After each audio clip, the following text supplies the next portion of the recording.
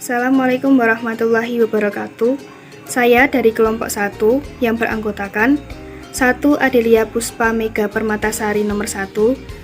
Agil Zazia Salsabila nomor 2, 3. Alfrida Anna Sukawati nomor 3, 4. Amanda Aprilia nomor 4, 5. Ayu Sriwardani nomor 6. Pada kesempatan kali ini, kami akan membahas materi tentang perencanaan serta pengadaan sarana dan prasarana kantor. Pengertian perencanaan pengadaan sarana dan prasarana. Perencanaan dapat diartikan sebagai keseluruhan proses perkiraan dan penentuan secara matang, rancangan pembelian, pengadaan, rehabilitas, distribusi sewa, atau pembuatan peralatan dan perlengkapan yang sesuai dengan kebutuhan hal-hal yang akan dikerjakan di masa yang akan datang dalam rangka pencapaian tujuan yang telah ditentukan. Manfaat 1. Dapat membantu dalam menentukan tujuan. 2. Meletakkan dasar-dasar dan menentukan langkah-langkah yang akan dilakukan, menghilangkan ketidakpastian. Dan 3. Dapat dijadikan sebagai suatu pedoman atau dasar untuk melakukan pengawasan, pengendalian, dan bahkan juga penilaian agar nantinya kegiatan dapat berjalan secara efektif dan efisien. Unsur yang terlibat dalam perencanaan. Agar maksud pemenuhan tuntutan sarana dan prasarana pendidikan persekolahan yang sesuai dengan kebutuhan, maka dalam kegiatan perencanaan perlu mengikut sertakan berbagai unsur atau pihak yang terkait di dalam pengembangan sarana dan prasarana sekolah. Tujuannya adalah agar unsur atau pihak yang terkait dapat memberikan masukan sesuai dengan bidang keahliannya. Dalam hal ini, maka unsur-unsur yang perlu dilibatkan adalah kepala sekolah, wakil kepala sekolah, guru, kepala tata usaha dan bendahara, serta BP3 atau komite sekolah. Perencanaan pengadaan barang habis pakai. A. Menyusun daftar sarana sekolah yang disesuaikan dengan kebutuhan dan rencana kegiatan sekolah tiap bulan. B. Memperkirakan biaya untuk pengadaan barang tersebut setiap bulan. C. Menyusun rencana pengadaan barang tersebut menjadi rencana triwulan, tengah tahunan, dan kemudian menjadi rencana tahunan. Perencanaan pengadaan barang tak habis pakai. A. Menyusun dan menganalisa keperluan perlengkapan sesuai dengan rencana kegiatan serta memperhatikan perlengkapan yang masih ada. B. Memperkirakan biaya perlengkapan. C.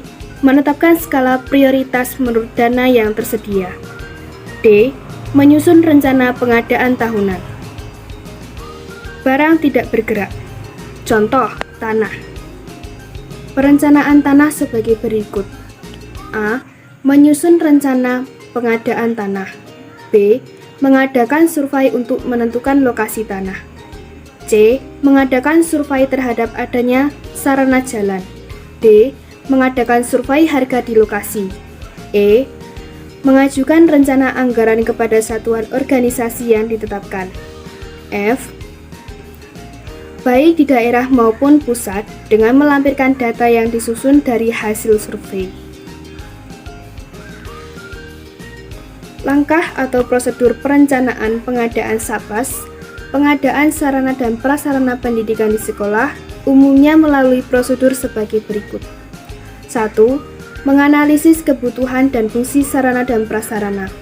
2. Mengklarifikasikan sarana dan prasarana yang dibutuhkan. 3. Membuat proposal pengadaan sarana dan prasarana yang ditujukan kepada pemerintah bagi sekolah negeri dan pihak yayasan bagi sekolah swasta. 4. Bila disetujui, maka akan ditinjau dan dinilai kelayakannya untuk mendapatkan persetujuan. 5. Tujuan dari pihak yang dituju. 6. Setelah dikunjungi dan disetujui, maka sarana dan prasarana akan dikirim ke sekolah yang mengajukan permohonan pengadaan sarana dan prasarana tersebut. Syarat-syarat penyusunan perencanaan SAPRAS. Dalam perencanaan sarana dan prasarana pendidikan persekolahan, maka ada beberapa persyaratan-persyaratan yang harus diperhatikan sebagai berikut.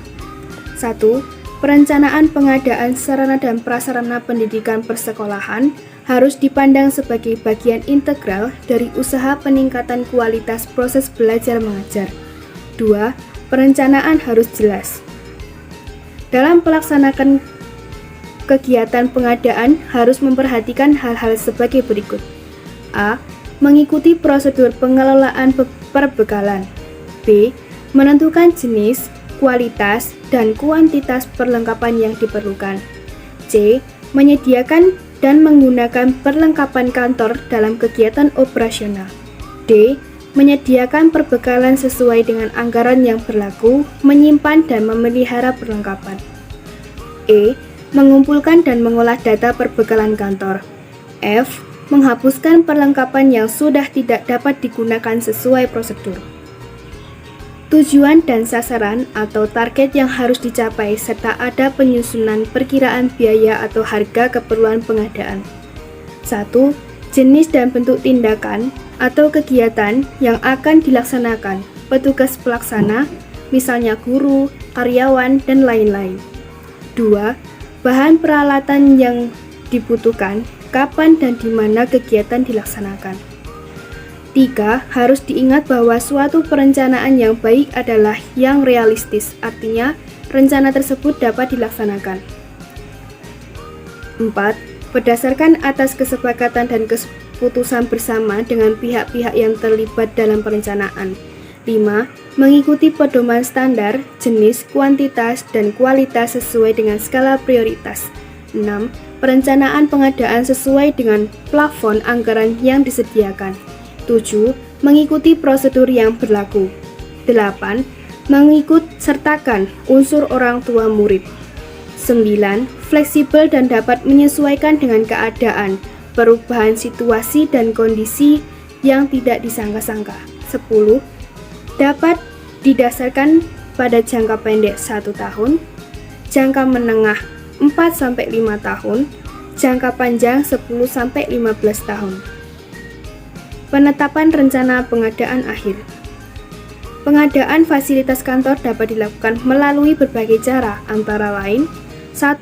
Lelang, 2. Penunjukan langsung, 3. Membeli, 4. Membuat sendiri, 5. Menerima hibah dari pihak lain. Sekian presentasi dari kelompok kami. Apabila terdapat salah kata, mohon dimaafkan.